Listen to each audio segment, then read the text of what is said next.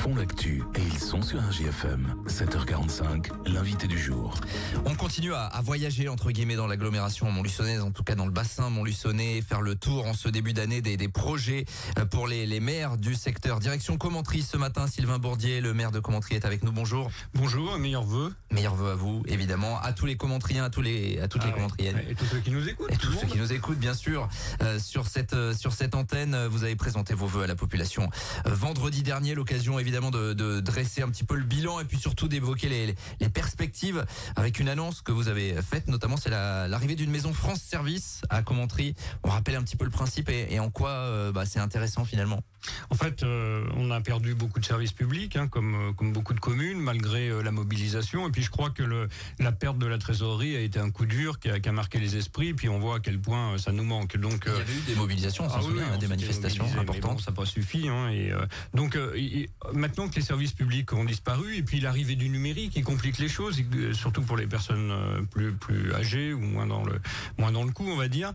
Eh bien, il y avait utilité maintenant de créer une maison France Service pour être utile aux Commentriens. Et donc il y a eu 34 nouvelles labellisations cette année. C'est pas beaucoup à l'échelon de la France, mais il a fallu jouer des coudes et bien sûr ça s'est fait avec les services de l'État et notamment de la sous-préfecture qu'on peut remercier de nous avoir accompagnés sur ce projet. Donc il y aura une ouverture. On va commencer quelques travaux. Il n'y a pas beaucoup de travaux parce que c'est à la place de l'ancienne trésorerie qui est en bon état. Mais on va commencer les travaux quand même en février pour une ouverture en mai probablement.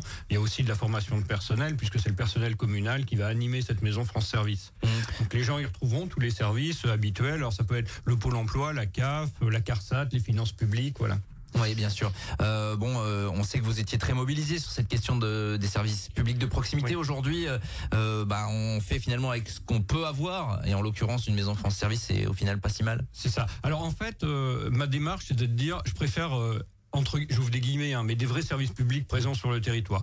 Donc, je m'autorisais avec l'équipe à démarrer une maison France Service une fois qu'on était arrivé au bout du bout, qu'on s'était bien mobilisé en disant non, on veut nos services publics, et après on y arrive ou on n'y arrive pas, c'est la vie. Et si on n'y arrive pas, il faut trouver une autre solution, on en est là, quoi. L'objectif, c'est une ouverture quand? Vous l'avez peut-être dit à l'instant, oui, plutôt au printemps. Voilà.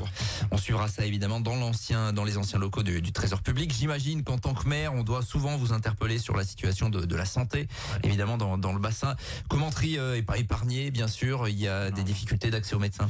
Oui, alors c'est surtout la médecine de ville. Alors on a plein d'actions santé en permanence, et notamment avec le lycée Geneviève-Vincent. Cette année, c'est le don d'organes, mais il y a plein d'actions de prévention auprès de nos jeunes, et ça c'est important. On tient à le préserver. On a des actions avec les pompiers. Enfin bon, mais ce qui nous manque surtout, et c'est le sujet qui préoccupe les Commentariens, c'est la médecine de ville. Et là, c'est compliqué. L'année dernière, on avait une approche avec un médecin, mais qui est allé s'installer sur une commune à côté, parce qu'on n'a pas pour le moment encore cette dynamique. On travaille sur une autre piste, mais je préfère rien dire parce que je me demande si ça porte pas malheur. Donc j'espère une bonne nouvelle dans l'année 2025, mais encore une fois, je peux pas le garantir, et c'est ce que je disais au vœu à la population. La seule chose que je peux garantir, c'est que je ferai mon maximum. Ouais, bien sûr.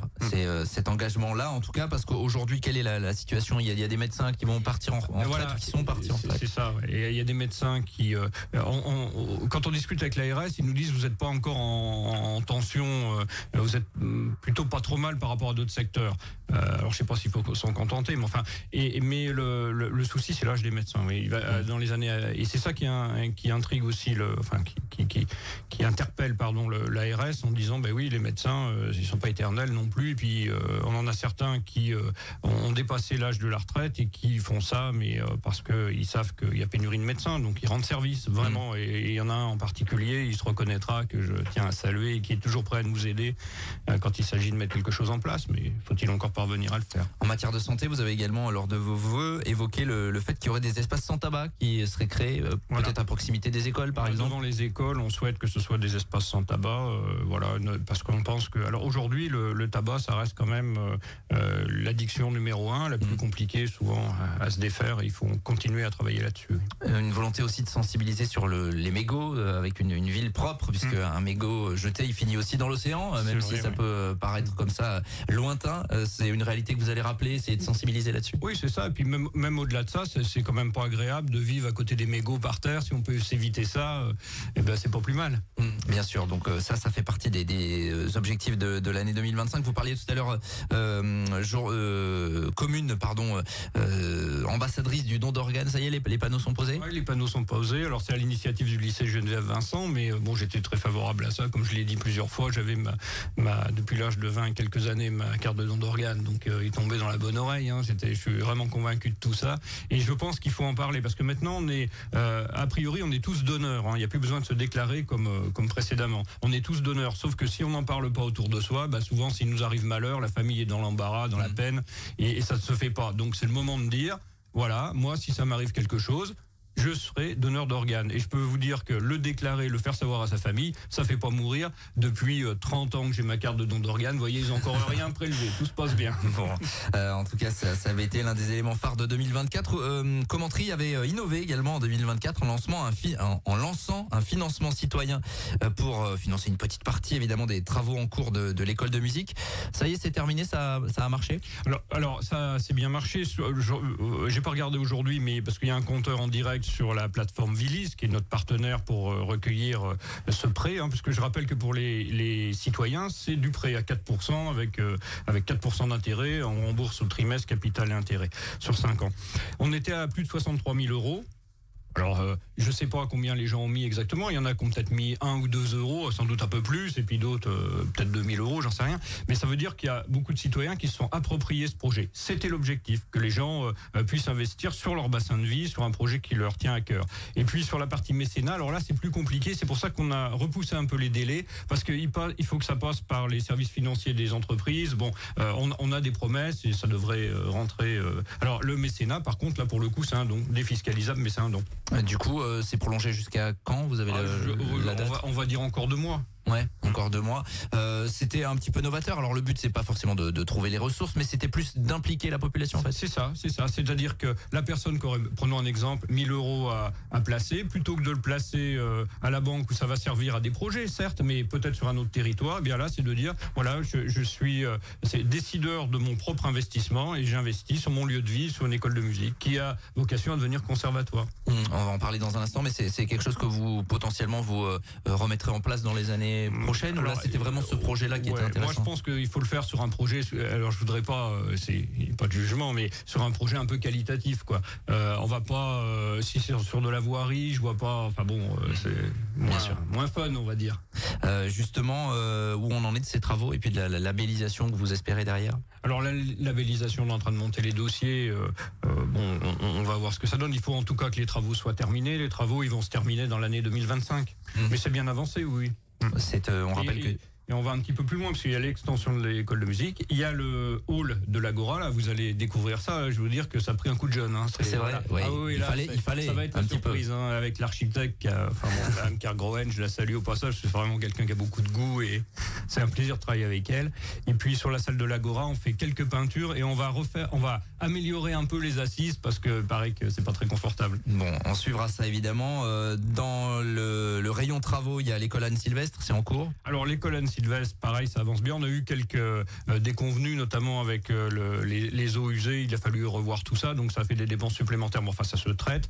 À chaque fois qu'on fait des rénovations, c'est rare qu'il n'y ait pas une mauvaise surprise. Bon, là, on l'a eu, c'est comme ça. Et elle va être terminée avant la rentrée prochaine, mais on l'utilisera qu'à la rentrée prochaine, parce qu'on ne va pas déplacer les enfants en cours d'année scolaire.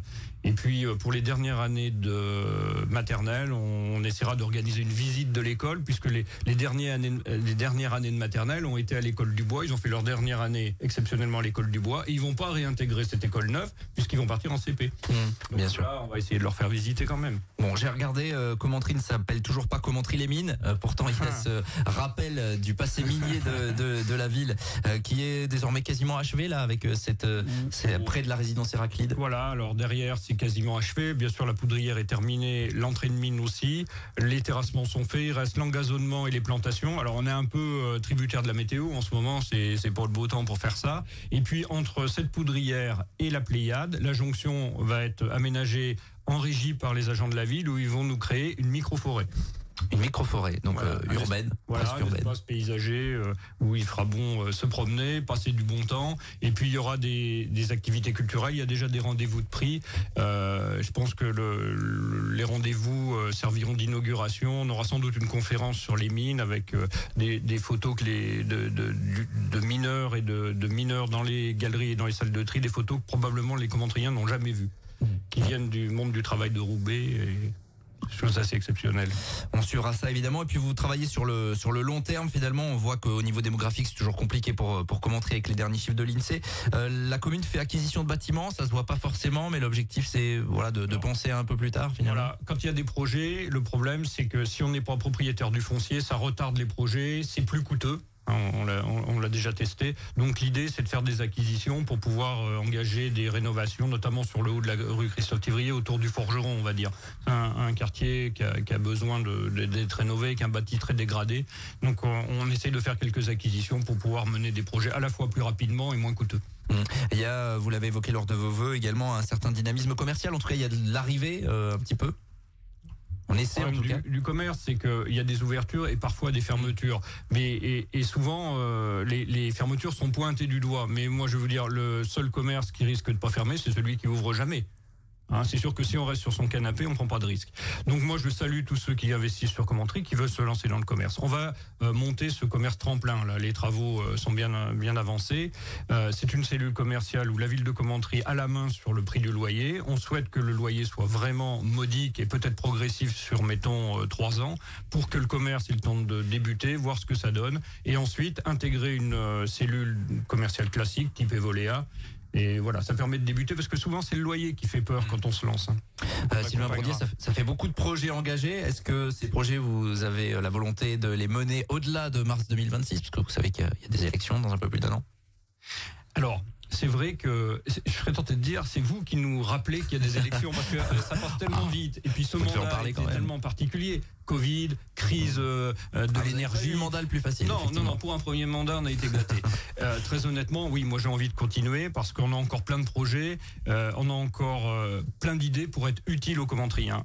Le but, c'est d'être utile et c'est les commentriens qui vont le décider à la fin. Bon, je crois que oui. Il est encore un petit peu tôt, mais en tout cas, merci d'avoir répondu à cette question ce matin. Sylvain Bourdier, merci d'avoir été avec nous ce matin pour évoquer les dossiers commentriens. Il est 7h58, on est un petit peu en retard et on revient dans quelques minutes. Tous les matins, 7h45, l'invité du jour en direct sur RJFM. Retrouvez l'invité du jour en podcast sur rjfm.net et l'appli RJFM, mais aussi en replay vidéo sur YouTube et Facebook. RJFM.